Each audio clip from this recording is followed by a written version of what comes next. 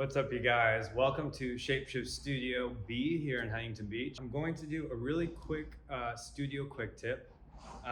It's filmed on my iPhone today. This was last minute, just for a customer that requested this specifically. We're going to be talking about how to use gels, more specifically, how to attach them to your strobe. First things first, easiest way is going to just take a standard 7-inch reflector dish and attach it to your strobe like this. And what you can do is grab any of the gels we have here. I've got a blue gel. You can see somebody else has already done this once. If you have scissors and you want to cut this to shape, then you totally can. Otherwise, I'll probably double it over, make it a little stronger. I'm going to grab some blue tape that we always have here in studio, and we're going to just tape it to the front of this standard reflector. Let's get it to size here. Tape it to the bottom here. One. Okay, boom. So there we go. We've got this gel, and essentially the light's going to pass through this and come out colored to what you have on here. Now, the higher output you have on this strobe, the lighter the color is going to appear, say on just a blank wall or the white background. The lower the power, the stronger this color is going to be. You can always stack more of the same color on top to kind of help make it deeper. A lot of times when you're using gels though, you're going to want to control the strobe and where it's hitting your background or your subject so that you are not spilling over onto areas where maybe you don't want color, or you have a different color and you don't want them to mix and appear muddy or dirty. In that case, we're gonna grab one of these. This is a barn door system here, and it's barn doors because it has these barn looking doors on it. And on the inside here, you'll see there are, see if you can see, there's little tracks on the inside.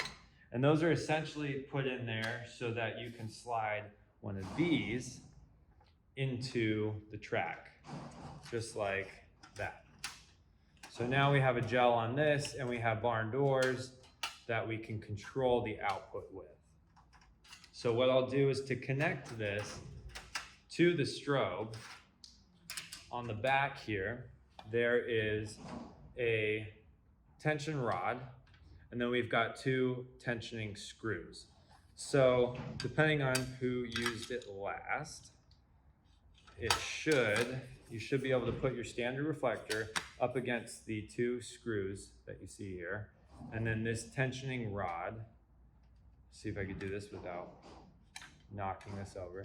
This tensioning rod comes out and squeezes up against the reflector dish to hold it in place. So now this is attached, and if you want to tighten these down, you can tighten down these adjustment screws so that it's nice and secure against your reflector dish. So that's pretty secure. Now what we can go ahead and do, mount this to our strobe, making sure that the mounts on here, we've got the 2 side mounts for the gel and the bottom one here to hold it from falling all the way down. So now we can just slide this in here like that, and without having to tape this up, just a normal sheet of gel to your strobe, you can have it nice and controlled just like that. So what you can do is bring these top and bottom ones in, just close these in just a little bit, bring these in. Now you have a little bit more edge control to your gel. Same principle applies. Higher the output of your strobe, the less color you're going to get out of the gel. The lower the output, the more color you're going to get out of the gel. One last trick that you can use, let's pop this off really quick.